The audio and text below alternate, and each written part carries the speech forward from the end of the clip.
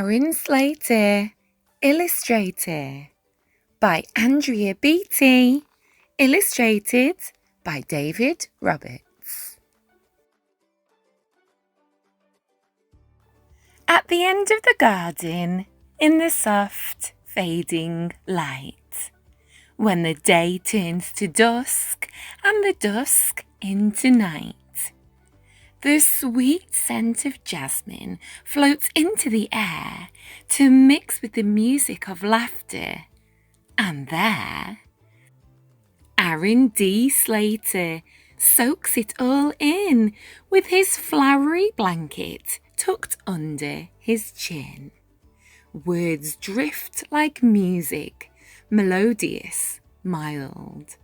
A sweet summer song for a sweet summer child who drifts off to sleep as the cottonwoods sway at the end of the garden, at the end of the day. It's summer, then summer, and summer once more, and soon Aaron D is a youngster of 4. The jasmine climbs higher, the roses have grown, and Aaron himself has a spot on his own for seedlings and saplings beside the slate walk, which he illustrates daily with a bucket of chalk.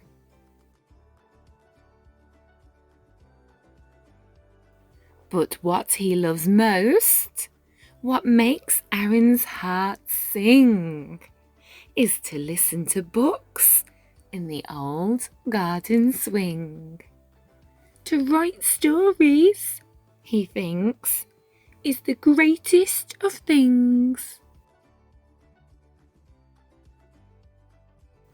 But first, he must read.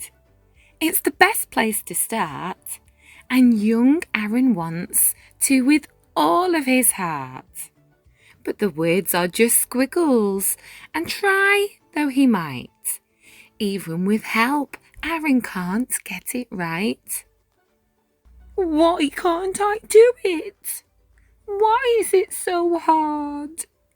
He goes back to drawing on slate in his yard. It's school time at last in his sunflower socks and poppy red jacket, and with matching lunchbox. He marches to class with a teacher's bouquet, ready to read by the end of the day. But he doesn't that day, or that month, or that year. And though he makes progress, it's painfully clear he'll never quite get it like all of his friends. Since he'll never stand out, he decides to blend in.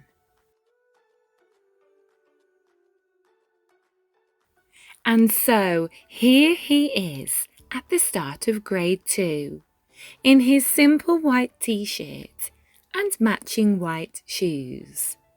He tries to keep up, to blend in and to hide the tangle of feelings he carries inside.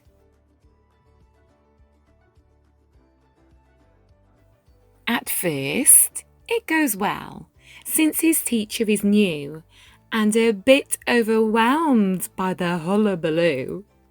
But things settle down and Miss Greer finds her stride, and once she gets rolling, there's no place to hide. "Class," she says, "here's an assignment for you. Write me a story. Write something true."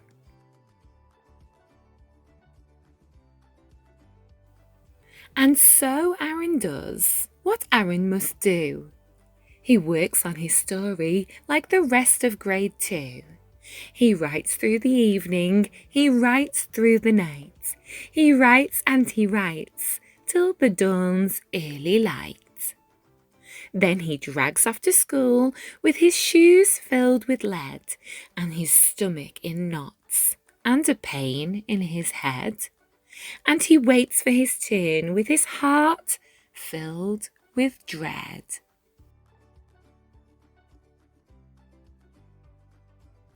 Miss Greer calls his name, and R&D stands and unfolds the sheet in his trembling hands. And he reads. Well, he tries, but it's so hard to start, with 33 eyes peering into his heart. So he stares at his shoes and his sunflower socks. Then he closes his eyes, and then young Aaron talks. Once there was a flower. No, wait, I know.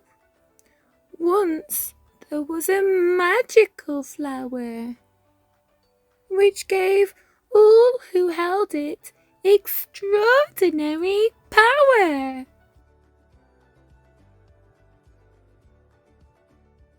And so begins the most perfect of tales of an imperfect hero whose courage fails when the day turns to dusk and the dusk into night, and the moon rises high and the dragons take flight. And who learns after all in the wee morning hours, strength comes from the heart and not magical flowers, that beauty and kindness and loving and art lend courage to all with a welcoming heart.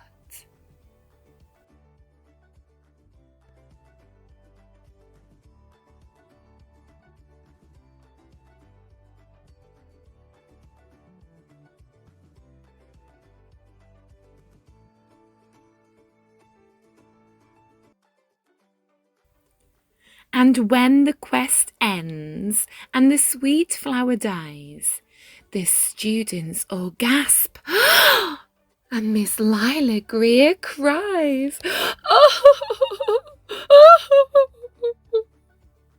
The silence that follows rattles his heart. He tries to say something, but where could he start?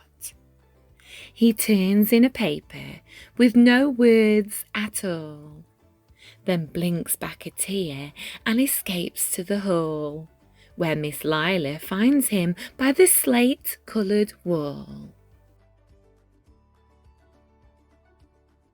Time stops for them both, the teacher and boy. His heart fills with anguish, and hers? Hers fills with joy at the soul of this artist, courageous and true. She smiles and whispers, Aaron, thank you. When she leaves, Aaron stands there a very long while. Then slowly, so slowly, he begins to smile. And he feels like he does with those books in the swing, as a new hope inside starts to make his heart sing.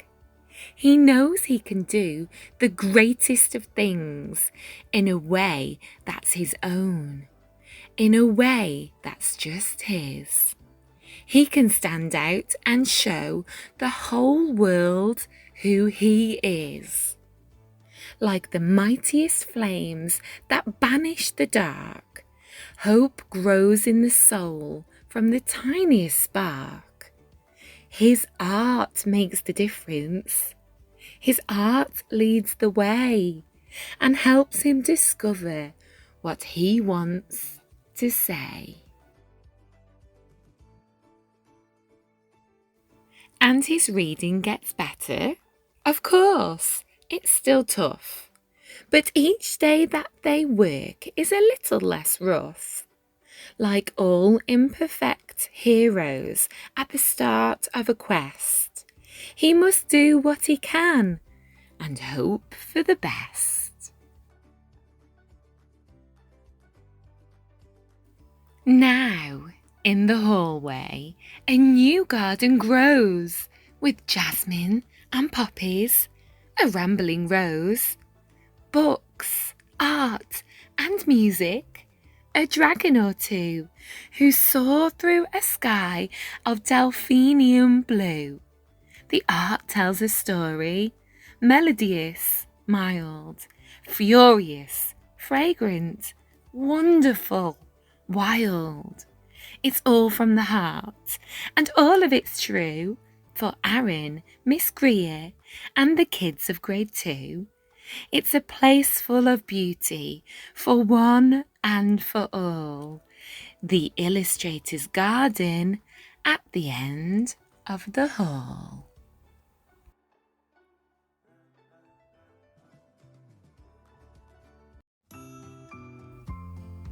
If you enjoyed this story, please give it a thumbs up to let me know. If you haven't already, make sure to hit that subscribe button. It really helps my channel to reach new people, and you will also keep updated with all my new videos. Thanks. Take care. Bye for now.